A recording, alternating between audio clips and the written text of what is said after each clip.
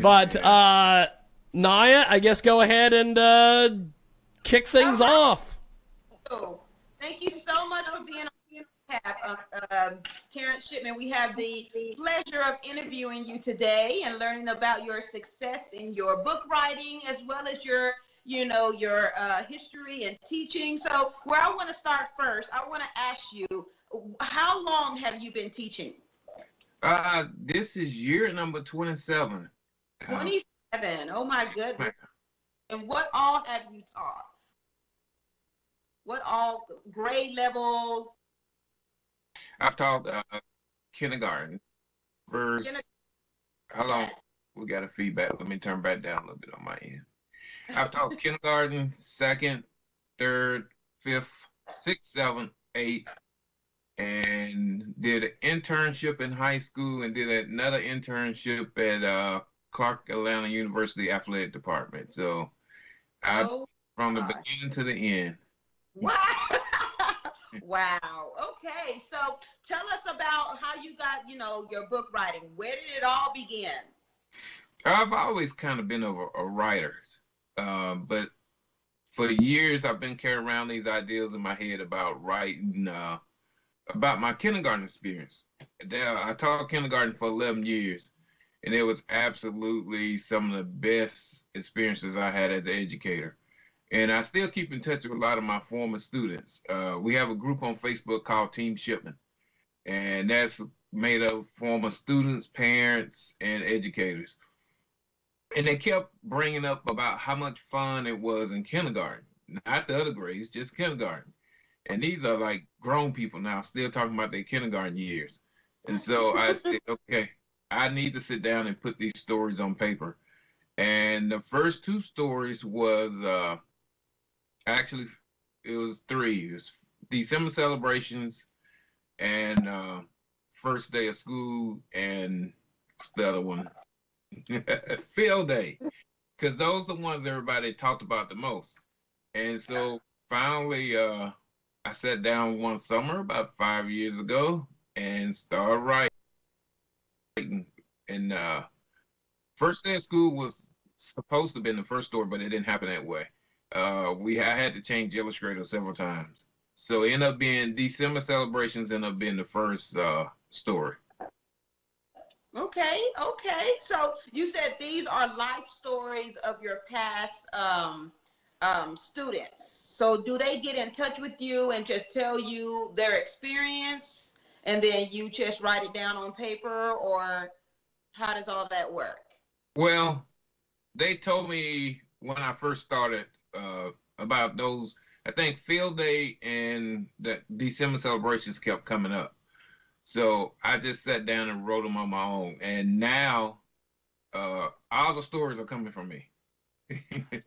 So uh, I have several outlines. I think, like 14 to 20 stories that are planned.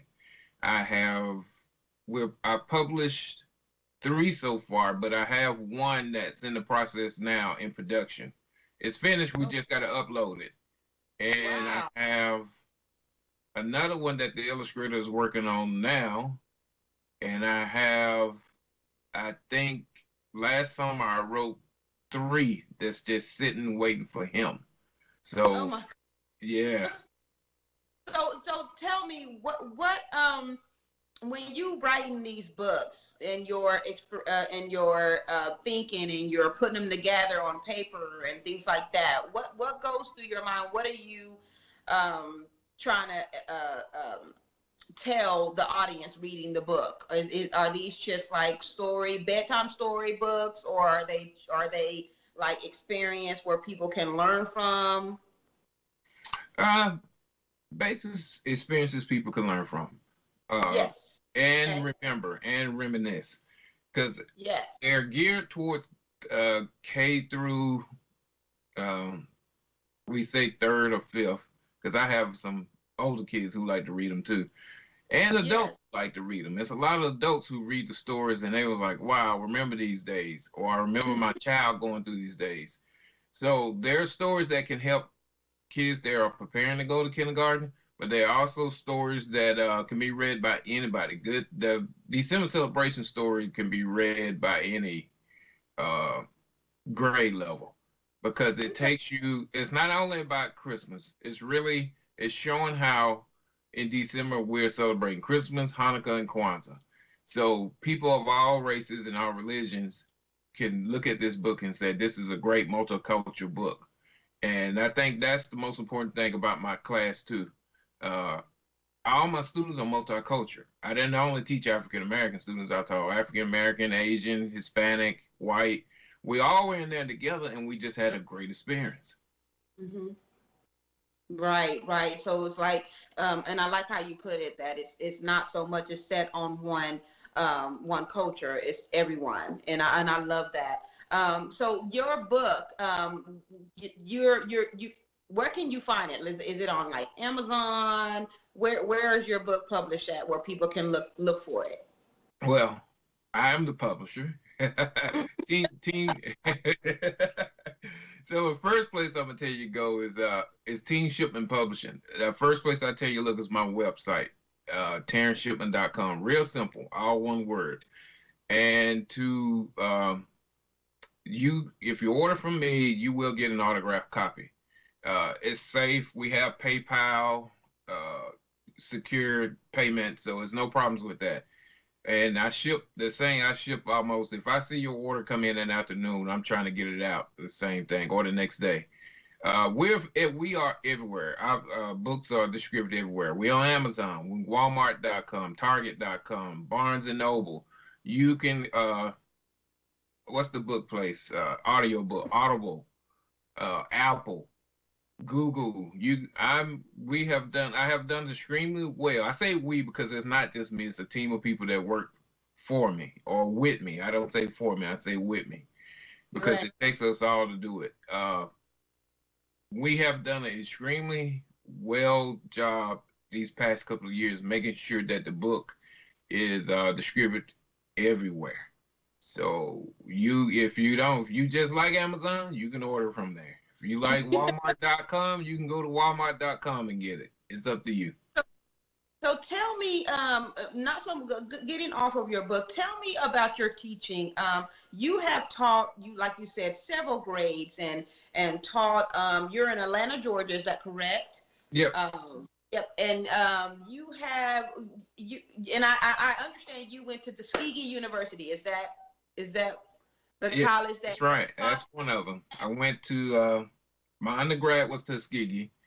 Uh, I got Hampton University on today. I got my master's from Hampton, my specialist from University of West Georgia, and my doctorate degree from Clark Atlanta University, CAU. Yeah. So that's what I was bringing up. Yeah. So you're not only a book writer, you are a professor, a doctor. You have all this behind you, and it's extremely wonderful. So tell me your experience in having all of these back as your background, as your fallbacks. Uh, I think teaching to me is one of the greatest things you can do. It's getting harder. It is really getting harder as I get older. Uh, to be able, I always said one of the most important things one of the best experiences that you can never get over is teaching someone how to read, hearing a child read for the very first time. I think that's why I taught kindergarten so long. That experience Right. will stick with you forever. Even now, after 27 years, I love the children. I've been in middle school for the past, I think, 6, 7 years. So this is my first time going back to elementary in fifth grade. I've loved teaching the children this year. It's been so much fun. I don't too much care about all the meetings and everything else, but the experience of just seeing kids learn, having a good time, I really loved it. And I think people have to realize. I want to say this one thing. I'm gonna agree to teach everybody something. School is made up of a triangle, okay? And to have success, for your child to have success, it's not only the teacher. The teacher is at one point, and the student's at another point, and the parent is at the other. If one part of that triangle is not doing their work, it's gonna fall apart. And I've always tried to tell parents that, and fellow educators and students, everybody has to do their part for the child to be successful in school. You just can't put it all on the teacher and say, well, the teacher's not doing their job. Well, what are you doing as a parent? Right. Or what are you doing as a student? Are you doing your job? So I think if I could just say one thing about teaching, I think all my administrators and everyone always say the way I build relationships with people is incredible. I really take the time to try to get to know my students.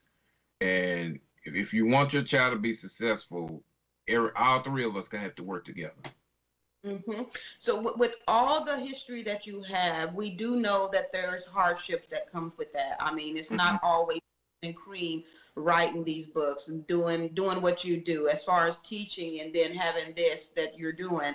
How do you overcome your obstacles that comes in your way as you proceed in your success? I have a strong belief in God and faith in God. I do a lot of prayer. I really keep myself grounded, I think, and just realize uh, every day, like now, oh God, I have to, elementary is so different. I have to be at work at 6:55 now, so that is like, Mm, yeah. So, but what I try to do each morning, get up and work out. So it has changed my schedule. I had to get up now and work out at 4:30.